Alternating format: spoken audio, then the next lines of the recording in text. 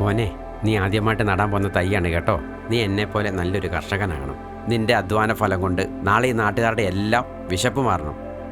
നിന്റെ ജീവിതാവസാനം വരെ ഈ മരം ഇവിടെ ഉണ്ടാവും.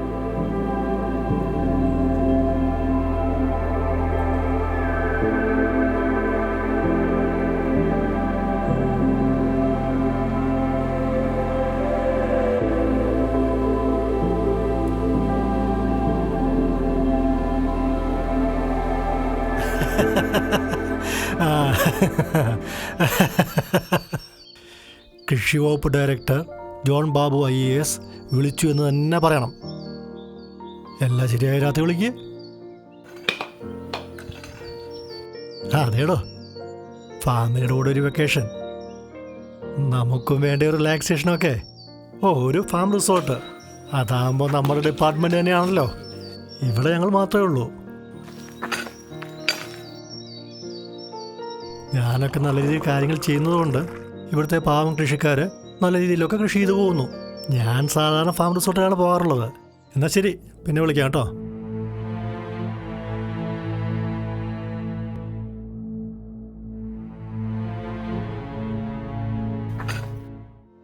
നല്ല സ്ഥലമാണെന്ന് തോന്നുന്നു. ഒരുപാട് തരം കൃഷിയൊക്കെ ഉണ്ട് ഇവിടെ. ഞാൻ മുമ്പോട്ട് വെച്ച കുറേ പ്രപ്പോസൽസ് കാരണമാണ് ഇതെല്ലാം നടന്നത്. അങ്ങനെയെങ്കിൽ ഈ പാവങ്ങളെ രക്ഷപ്പെടട്ടെന്നേ.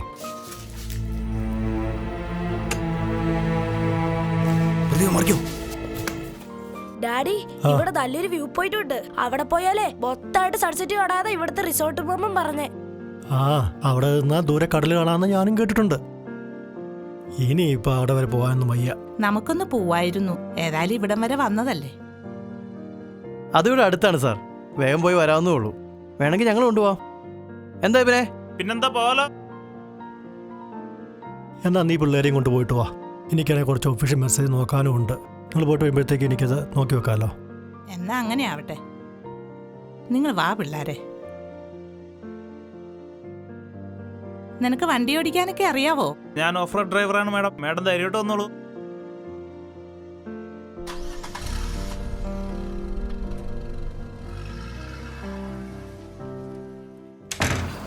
മിനിച്ചേട്ടാ, വേഗം വേഗം. ചാക്കോച്ച, വേഗം വാ, വേഗം വാ. എടാനുവേ, എല്ലാം ഓക്കെ അല്ലേ? എല്ലാം ഓക്കെയാണ്. പുള്ളി അകത്ത് കയറിയിട്ടുണ്ട്. അവരിവിടുന്ന് പ്ലാൻ ചെയ്ത് മാറ്റിയിട്ടുണ്ട്. പക്ഷെ എപ്പോ വേണം തിരിച്ചു വരാം. ചിന്തിച്ചിട്ട് കാര്യമില്ല ചേട്ടാ. നിങ്ങൾ ഇന്ന് വാതിൽ തുറന്നു വാ.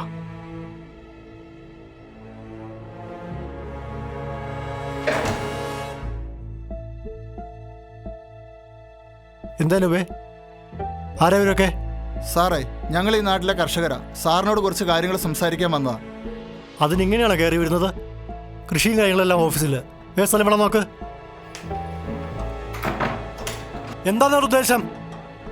ഞാൻ ആരാണെന്ന് ശരിക്കറിയാലോ. എന്നെ ഉപദ്രവിക്കാനെങ്ങാനും ശ്രമിച്ച മക്കളെ നിങ്ങൾ പുറം ലോകം കാണില്ല കേട്ടോ. സാർ, ഞങ്ങൾ സാറിനെ ഉപദ്രവിക്കാൻ വന്നതല്ല. ആത്മഹത്യ ചെയ്യുന്നതിന് മുൻപ് അവസാന ശ്രമം എന്ന രീതിയിൽ സാറിനെ കാണാൻ വന്നതാണ്. ഒരുപാട് നിവേദനങ്ങൾ നൽകിയിട്ടും ഒരു മാറ്റവും വരാത്ത കാര്യങ്ങൾ സാറിനോട് നേരിട്ട് സംസാരിക്കണമെന്ന് തോന്നി. എന്താ നിങ്ങളുടെ പ്രശ്നം? പറയേ. ഞങ്ങളുടെ തൊഴിൽ എന്താണെന്ന് സാറ് ഞങ്ങൾക്കൊന്ന് പറഞ്ഞു തരണം. എന്താ? കൂടെ പഠിച്ച എല്ലാവരും വിദേശത്തേക്ക് പോയപ്പോൾ നാട്ടിൽ നിന്നവനാ സാർ. ഞാൻ കൃഷി ചെയ്യണമെന്ന് ആഗ്രഹിച്ചവനാ. പക്ഷെ എൻ്റെ കല്യാണം പോലും ഇതുവരെ നടന്നിട്ടില്ല. Sir, I need a definition for the profession called farmer. വർഷങ്ങൾക്ക് മുമ്പ് ഞങ്ങൾ ഈ സ്ഥലങ്ങൾ വാങ്ങുമ്പോൾ കാട്ടുമൃഗങ്ങൾ ഇറങ്ങാതിരിക്കാനുള്ള ക്രമീകരണങ്ങൾ പലതായിരുന്നെങ്കിൽ ഇന്ന് അതൊന്നും നടക്കാത്ത അവസ്ഥയാണ്. സ്ഥലം വിൽക്കാമെന്ന് വിചാരിച്ചാൽ താഴ്വാരത്തെ ടൗണിലെ അതേ ഫെയർ വാല്യൂ ആണ് ഇവിടെയും. അത്രയും വിലയ്ക്ക് ആർക്കും സ്ഥലം വേണ്ട. നിങ്ങൾ പറയുന്നത് എനിക്ക് മനസ്സിലാവും. നിങ്ങളുടെ ഈ പ്രശ്നങ്ങളെല്ലാം പരിഹരിക്കാനായിട്ട് ഒരു കമ്മീഷൻ വെക്കാനായിട്ട് ഞാൻ ശുപാർശ ചെയ്യാം. എത്രയെത്ര കമ്മീഷനുകൾ വന്നു സാറേ. അതിൽ പറഞ്ഞ എന്തെങ്കിലും ഒന്ന് പുറത്തു വന്നോ? എന്തെങ്കിലും വ്യത്യാസം ഉണ്ടായോ? പിന്നെ നിങ്ങൾക്ക് എന്താ വേണ്ടേ? കൃഷിയും ഗവൺമെൻറ് ജോലി പോലെ ആക്കണം. ബേസിക് സാലറിയും പെൻഷനും കിട്ടുന്ന രീതിയിൽ. അതെങ്ങനെ നടക്കും? ചുമ്മാ എന്തെങ്കിലും പറഞ്ഞിട്ട് കാര്യമുണ്ടോ? ഉണ്ട് സാർ. നിശ്ചിത വിലയിൽ താഴെ ഒരിക്കലും ഒരു കാർഷിക ഉൽപ്പന്നങ്ങളും പോവാതെ നോക്കണം. സഹകരണ കൃഷികൾ നടത്താൻ പറ്റണം. പട്ടാളക്കാരെയും ശാസ്ത്രജ്ഞരെയും പോലെ രാജ്യത്തിൻ്റെ അവിഭാജ്യ ഘടകങ്ങളൊന്നാണ് കർഷകരും. അവർക്ക് കിട്ടുന്ന അതേ ആനുകൂല്യങ്ങളും സ്ഥാനങ്ങളും എല്ലാ മേഖലയിലും ഞങ്ങൾക്കും കിട്ടണം. നല്ല ഡിഗ്നിറ്റിയുള്ള ജോബായി മാറണം കൃഷിയും. അന്നത്തിന് പകരം നാളിതുവരെ മറ്റൊന്നും കണ്ടെത്തിയിട്ടില്ല സാറേ. എവിടെ നിന്നോ വരുന്ന വിഷം മുഴുവൻ നമ്മൾ കഴിക്കുമല്ലേ. കൃഷി ഗവൺമെന്റ് ജോലി പോലായാൽ കൃത്യമായ മേൽനോട്ടത്തിൽ ഏറ്റവും നല്ല ഭക്ഷണം ഉണ്ടാക്കാൻ നമ്മുടെ യുവാക്കൾ ഇറങ്ങില്ലേ സാറേ? ജയ് ജവാൻ ജയ് കിസാൻ എന്ന് പറയുന്നതിലെ കിസാൻ ഇല്ലാതാവുകയല്ലേ? ഒരു ജവാനെ പോലെ കൃഷിക്കാരനെ ഉയർത്തിക്കൊണ്ടുവരേണ്ട ഉത്തരവാദിത്തം നിങ്ങളടക്കമുള്ള ഭരണ സംവിധാനത്തിനില്ലേ? ഡ്രോൺ സംവിധാനങ്ങളൊക്കെ ഗ്രാമങ്ങളിലെ കൃഷിയിൽ കൂടി വന്നിട്ടുണ്ടെങ്കിൽ വരാൻ പോകുന്ന മാറ്റങ്ങളൊന്ന് ആലോചിച്ച് നോക്കൂ സാർ. സാധാരണക്കാരായ റിസർച്ച് ഫാമേഴ്സ് മലയോരത്ത് നിരവധിയുണ്ട്. അവർക്ക് ഫണ്ട് കൊടുത്ത് പ്രോത്സാഹിപ്പിച്ചാൽ ചെറിയ ചെലവിൽ മികച്ച ആശയങ്ങൾ വരില്ലേ സാർ? സാർ ഞങ്ങൾക്ക് വേണ്ടി പല കാര്യങ്ങളും ചെയ്യാൻ ശ്രമിച്ചിട്ടുണ്ടെന്നറിയാം. പക്ഷേ അതെല്ലാം സാറിൻ്റെ കൺമുന്നിലെ വലിയ കർഷകർക്കിടയിൽ മാത്രമേ പ്രാപ്തിയുമായിട്ടുള്ളൂ. ഗ്രാമങ്ങളിലെ കർഷകർ ഇപ്പോഴും കഷ്ടപ്പാടിൽ തന്നെയാണ് സാർ. എനിക്കിതിൽ ചെയ്യാൻ പറ്റുന്നതിൽ ഒരുപാട് ലിമിറ്റേഷൻസ് ഉണ്ട്. നിങ്ങളിപ്പോൾ പോ, ഞാൻ ഒന്ന് ആലോചിക്കട്ടെ.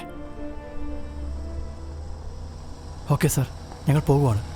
സാറിനെ ഞങ്ങൾ വിശ്വസിക്കുന്നു. വാ.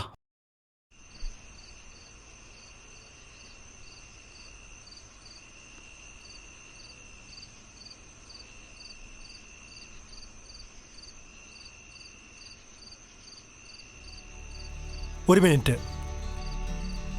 നിങ്ങൾ പറഞ്ഞ എല്ലാ കാര്യങ്ങളും നടക്കാൻ വേണ്ടി പോകുന്നില്ല. പക്ഷേ നിങ്ങൾ പറഞ്ഞ ചില കാര്യങ്ങൾ അതെന്നെ വല്ലാതെ സ്ട്രൈക്ക് ചെയ്തു. നിങ്ങൾ ആഗ്രഹിച്ചതുപോലെ എല്ലാം സംഭവിക്കുകയാണെങ്കിൽ അതൊരു വിപ്ലവമായിരിക്കും. ശരിയാണ് സാർ. മറ്റു രാജ്യങ്ങളിൽ പോയി റിസ്ക് എടുത്ത് പണിയെടുക്കുന്ന ചെറുപ്പക്കാരിൽ പലരും കൃഷിക്കാരായി നമ്മുടെ നാട്ടിൽ തന്നെ നിൽക്കും. അതെ, പബ്ലിക് പ്രൈവറ്റ് കമ്മ്യൂണിറ്റി പാർട്ട്ണർഷിപ്പ്.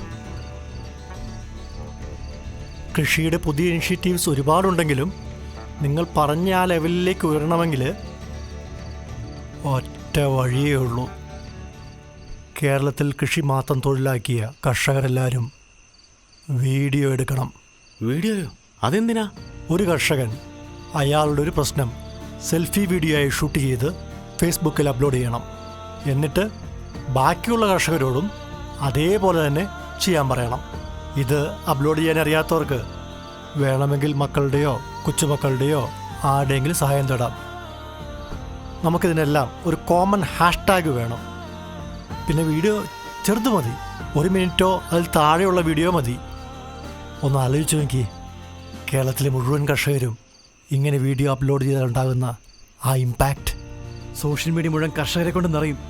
രാജ്യം മുഴുവൻ ഇത് ചർച്ച ചെയ്യും. പെർഫെക്റ്റ് സാർ, ഇതാണ് ഏറ്റവും നല്ല വഴി. എങ്കിൽ നീ തന്നെ ആദ്യത്തെ വീഡിയോ ഇട്ടോളൂ, ഇപ്പം തന്നെ. പക്ഷെ സാർ, കോമൺ ആയിട്ടൊരു ഹാഷ്ടാഗ് കണ്ടെത്തണ്ടേ? ആ പേരിലല്ലേ ഈ പ്രതിഷേധം അറിയപ്പെടാൻ പോകുന്നത്?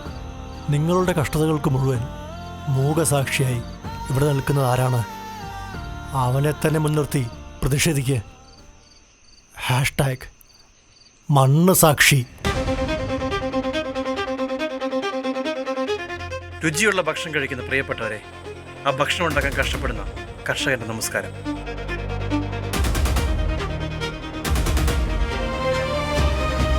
ഞാനിപ്പോൾ പറഞ്ഞത് എൻ്റെ പ്രശ്നമാണ്.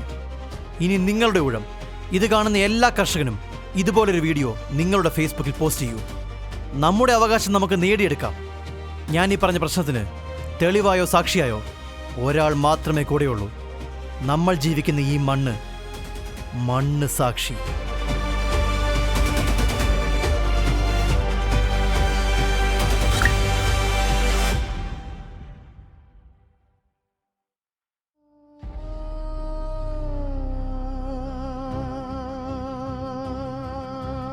പപ്പ, നമ്മുടെ പ്രശ്നങ്ങളൊക്കെ കഴിയാൻ പോവാന്നാ തോന്നുന്നേ. ഈ വീഡിയോ ഒന്ന് നോക്കിക്കേ. ഇനി നിങ്ങളുടെ ഊഴം. ഇത് കാണുന്ന എല്ലാ കർഷകനും ഇതുപോലൊരു വീഡിയോ നിങ്ങളുടെ ഫേസ്ബുക്കിൽ പോസ്റ്റ് ചെയ്യൂ. നമ്മുടെ അവകാശം നമുക്ക് നേടിയെടുക്കാം. പ്രിയപ്പെട്ടവരെ, മരണത്തിൻ്റെ വക്കിൽ നിന്നും പ്രതീക്ഷയോടെ ഉയർത്തെഴുന്നേൽക്കുന്ന ഒരു മലയാളി കർഷകൻ്റെ നമസ്കാരം എനിക്കും പറയാനുണ്ട്. ആര് സാക്ഷി, ഏത് സാക്ഷി, കർഷകന്റെ ചാരയായി മണ്ണ് സാക്ഷി, കർഷകൻ